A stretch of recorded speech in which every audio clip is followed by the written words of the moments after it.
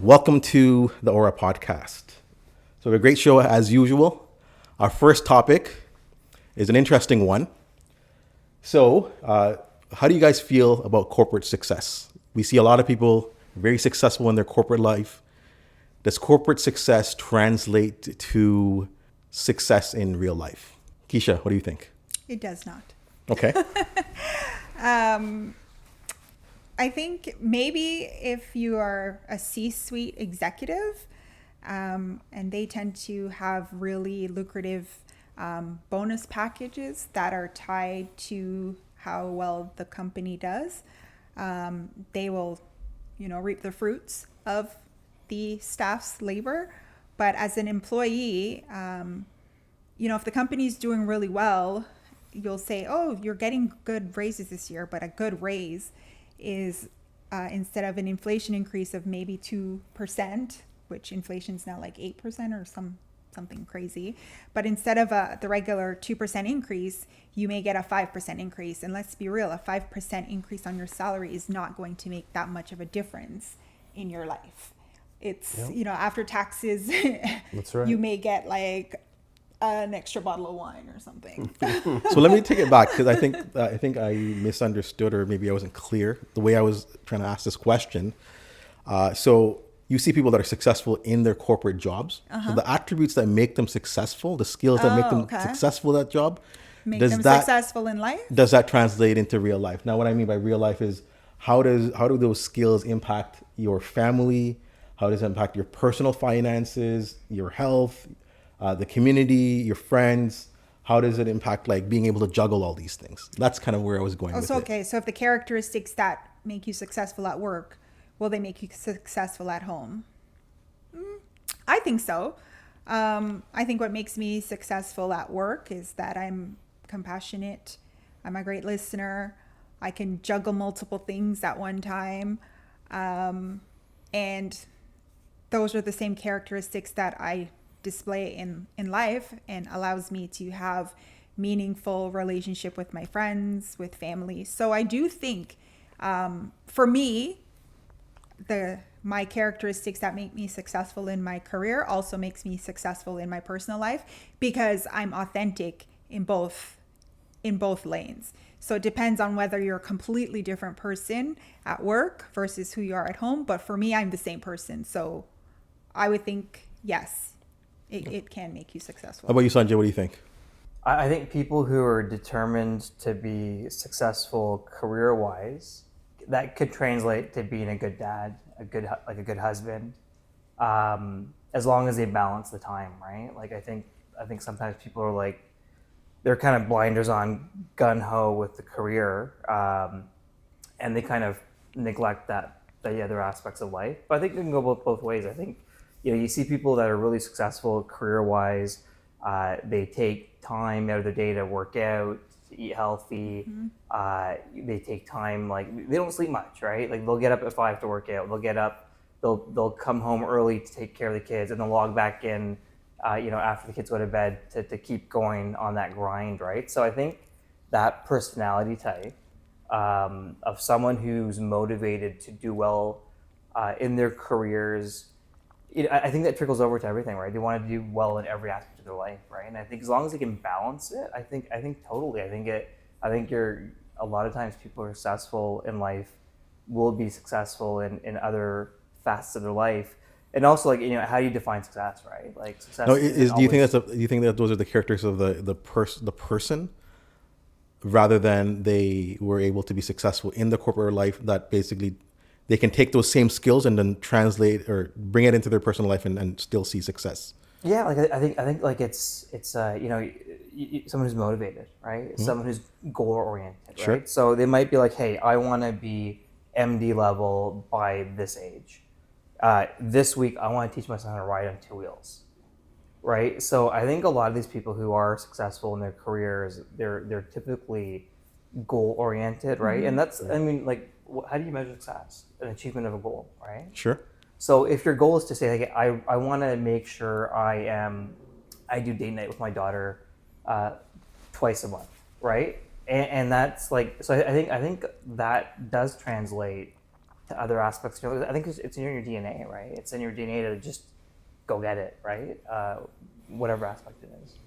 Jason? Yeah, I think, there's certain aspects of what I guess, society views as being successful at work is very translatable to home. Like if you're a good communicator at work, you may be a good communicator at home. It's a different type of communication, obviously, because God knows I wouldn't want to talk to my family the way I talk at work. I mean, they'd fall asleep, right? or leave the room. But, goal setting is a great one because absolutely, that's probably one of the biggest, if not the biggest indicator of success, particularly in the corporate world, is the ability to set goals and meet them. Well, you know what? It's equally valuable in your home life too. A lot of people don't really apply the same regimented approach. Yeah. But it's not a less valuable thing that is translatable, right? The ability to make friends. Granted, what we call a friend at work will be different than what we call a friend in personal life. But nevertheless, the general ability to make friends is something that's translatable. So a lot of it depends on the individual person and the type of job that they do, right? If you're a line worker, well, or somebody on the lower level of the corporate ladder, chances are you may not be bringing a lot of those corporate characteristics home because they're just not valuable at home, right? Whereas when you rise up in the ranks and you get to a higher level in the company, there's definitely, I think, more translatable characteristics that are transferable between home and office. Interesting. So I've thought of the answer being no. I've seen too many examples of people that were vastly successful in their corporate life, and things that made them successful in their corporate life, they feel like they're entitled for success in their personal life, right? How do you handle, as you mentioned, your kids? How's your relationship with your spouse? With your significant other? How is your relationship with your parents? Are you in severe debt? Are you, putting some money aside for your retirement? I think I've seen too many examples of people that were successful, vastly successful in their corporate life, but that level of success didn't translate as often. I think generally, if I had to make an assessment, maybe 50%, that they were very successful in their corporate life and they're also successful in their personal life. I've seen too many examples of people that were quite successful in their corporate life, but not so in their personal life, right? And there's a few reasons why I think that's the case. I think when you're in a corporation, the bigger the corporation, I think the less juggling you have to do. I don't want to don't get me wrong. I think there's obviously like an element of juggling, but the bigger the company, the more staff and more specialized you are. What I've seen is people that were more successful in smaller companies with multiple hats to wear, and they excelled in that environment, were the ones that I found more successful in their personal life, because that's being successful in a small company startup.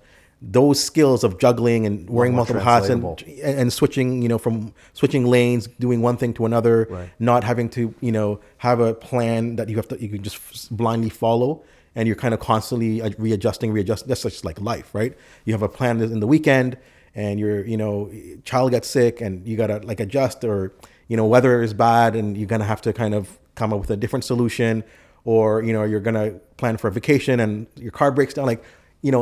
That these are things that you balance in a small business, right? Maybe not in a major corporation. So to my answer to this question is I would say no. I don't think it's 100% really translatable. I think it's really the person themselves that's basically a superstar, period. And because of those superstar characteristics that some of you guys have, they can go to a corporate job and be a superstar, and then come home and still be a superstar, right?